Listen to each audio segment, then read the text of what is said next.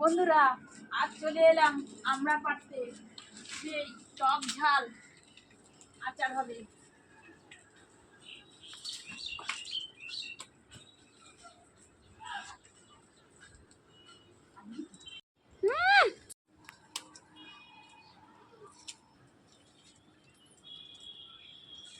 আমড়াগুলো সব পেড়েছি। আমড়াগুলো ধুয়ে পরিষ্কার করে কেটে মুছে নিয়েছি। এর মধ্যে দিয়ে দেবো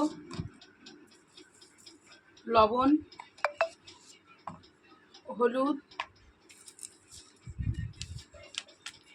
গুঁড়ো লঙ্কা দিয়ে ভালো করে মেখে রোদের মধ্যে শুকোতে দেবো কিছুক্ষণের জন্য। মশলা মাখানো হয়ে গেছে, ছাদে চলে এলাম ভালো করে শুকোতে দিতে। কেননা এখন বর্ষাকালে আকাশ কিছুই বোঝা যায় না। রোদও উঠেছে আজকের ভালো, কখনো রোদ কখনো বৃষ্টি কখনো আকাশ মেঘলা। গ্যাসের মধ্যে কড়াই বসিয়ে দিয়েছি, কড়াইটা গরম হয়ে গেছে। শুকনো লঙ্কা দেব পরিমাণ মতো, হালকা আঁচে ভেজে নিতে হবে লঙ্কাগুলো। নামিয়ে নেব।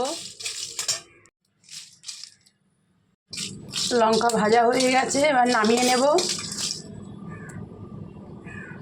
এখন ধনিয়াগুলো একটু হালকা করে ভাজা করে নেব। প্রত্যেকটা হালকা আঁচে ভাজতে হবে। গোটা মৌরি,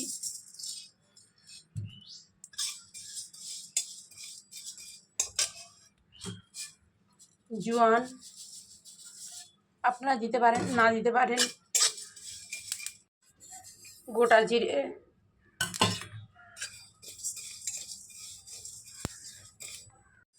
মশলা ভাজা হয়ে গেছে।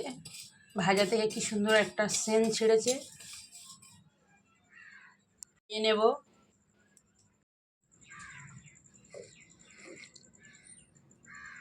গরম গরম মশলাটা বানিয়ে নেব।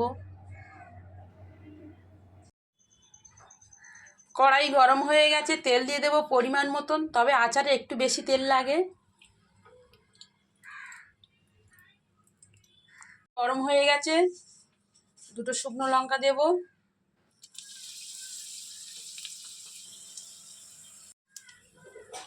5 ফোড়ন দেব। আমড়াগুলো একটা রোদ খাওয়ানোর পরে কি সুন্দর হয়েছে। এখন আমড়াগুলো দিয়ে দেবো এক এক করে।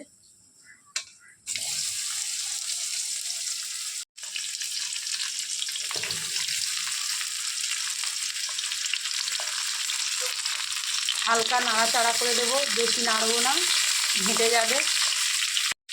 আমড়ার আচার বানাতে গেলে একটু ভেতরে আঁটি হলে ভালো, কেন গালে চিবাতে ভালো লাগে। যেমন আম একটু আঁটি হলে খেতে ভালো লাগে, সেরকমই আমরাও তাই একই। ছাড়া যাকে বলে পাটালি, সেটাকে আমি আগে থাকতে গরম করে রেখে দিয়েছি, কেন একটু ঢিলা করে নিয়েছি। চিনিও দেবো, দুটোই কম বেশি দেব। যখন কেটে রোদের মধ্যে শুকাতে দিচ্ছিলাম তখন আমি নুন হলুদ দিয়ে শুকো দিয়েছি, তাই আমি টেস্ট করে দেব। একটু হালকা হাতে নাড়াচাড়া করতে হবে, নাহলে ঘেঁটে যাবে।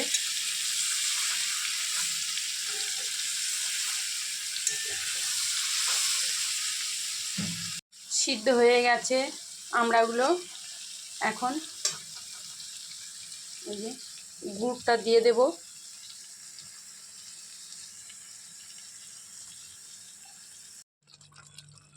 একটু চিনি দেব। কম আঁচে যত ফুটবে চিনি তত গলবে।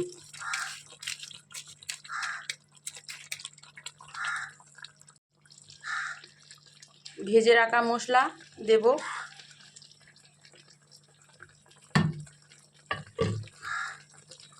একটু হালকা নাড়াচাড়া করে দেবো, বেশি নাড়াচাড়া করে দিলে আবার ভেঙে যাবে, সবগুলো গলা গলা হয়ে যাবে।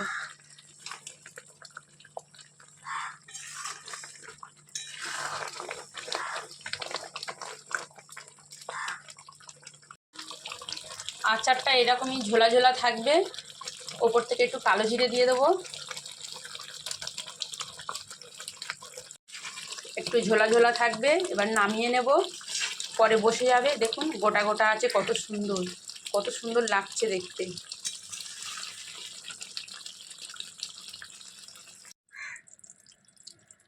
উপর থেকে একটু মশলা ছড়িয়ে দেব। ওই মশলা কিছুটা তুলে রেখেছিলাম, উপর থেকে ছড়িয়ে দেব।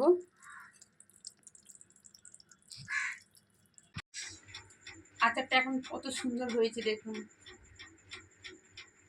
এইভাবে আপনারা করে বয়নের মধ্যে রেখে দেবেন, 3-4 দিন রোদের মধ্যে দেবেন, ভালো থাকবে। আপনারা ভাতের সঙ্গে খেতে পারেন, রুটির সঙ্গে খেতে পারেন, পরোটার সঙ্গে খেতে পারেন। এটা সম্পূর্ণ আমার মায়ের থেকে শেখা। ভিডিওটা যদি ভালো লেগে থাকে তাহলে একটা লাইক, শেয়ার, কমেন্ট করবেন। সবাই ভালো থাকবেন।